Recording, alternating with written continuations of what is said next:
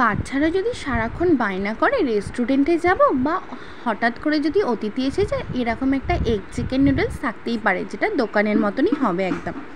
প্রথমেই কড়াই গরম করে নেব, তার মধ্যে দেব জল প্রথমেই, তারপরে দেব সাদা তেল, তারপরে দেব নুন। চাউমিনটা সিদ্ধ হতে বসিয়ে দেব। চাউমিনটা সিদ্ধ হতে মোটামুটি 5 থেকে 6 মিনিট সময় লাগবে। তারপরে চাউমিনটা ছেঁকে নিয়ে ঠান্ডা জল দিয়ে ভালো করে ধুয়ে অল্প সাদা তেল মাখিয়ে রেখে দেব, তাহলে একদম দোকানের মতো ঝরঝরে থাকবে। অন্যদিকে বিভিন্ন ধরনের সবজি ভেজে নেব, যেমন ক্যাপসিকাম আর বিনস। বাচ্চাদের এইভাবে সবজি খাওয়ানো যেতে পারে। তারপরে ভেজে নেব গাজর। গাজরটাতেও নুন দিয়ে ভাজবো। আমি সমস্ত সবজি এখানে অল্প অল্প নুন দিয়ে ভেজে রেখেছি। গাজরটা অল্প ভাজা হয়ে গেলে অন্যদিকে আমরা বাঁধাকপিটা ভাপিয়ে নেব। এখন গরমকালে তো বাঁধাকপি খুব একটা ভালো লাগে না, তাই ভাপিয়ে নিচ্ছি। গাজরটাতে দিয়ে দেব কাঁচা লঙ্কা, ঝালটা আপনারা নিজেদের অনুসারেই দেবেন।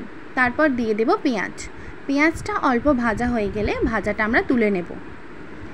তারপরে ওই একই কড়াইয়ে আর একটু তেল গরম করে তার মধ্যে ডিমটা ভুজিয়া করে নেব, কেননা আমি এখানে করছি এগ নুডলস চিকেন।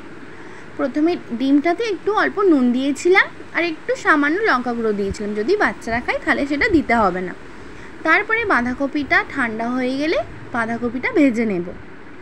বাঁধাকপিটা ভাজতে দিয়ে অন্য আরেকটা কড়াইয়ে চিকেনটা ভাজতে দেব। চিকেনটা আমি এখানে ম্যারিনেশন করেছিলাম নুন, লঙ্কা গুঁড়ো আর আদা রসুন বাটা দিয়ে।